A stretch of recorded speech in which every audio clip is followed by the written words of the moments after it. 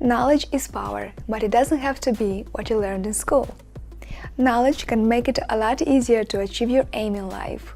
All you have to do is take a few basic points into consideration. First of all, you need to take the traditional meaning of knowledge and education and throw it out the window. Because being knowledgeable or well-educated isn't limited to having a high school diploma or a university degree.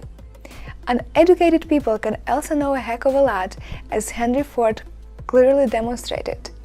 Although he didn't make it to high school, it didn't stop him from establishing an industrial empire and making millions. If you want to be successful, you don't need to stuff your head with too many facts. It is far more important to acquire the right experiences and knowledge, use your own strengths, and fully exploit your own potential.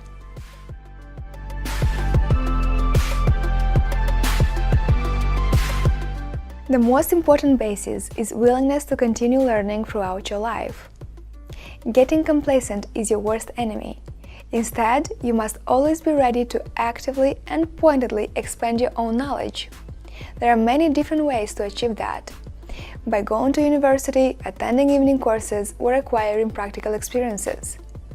Equally useful is the ability to know where you can find the knowledge you need, because you don't need to know everything yourself.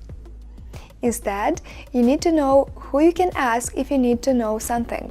It's usually more practical and productive to be surrounded by a network of experts who share their specialized knowledge than to learn it all yourself.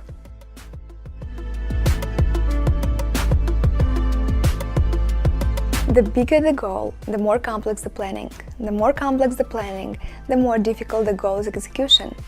The more difficult the execution, the more dependent the brains behind the project will be on the creative, intellectual, and moral support of others.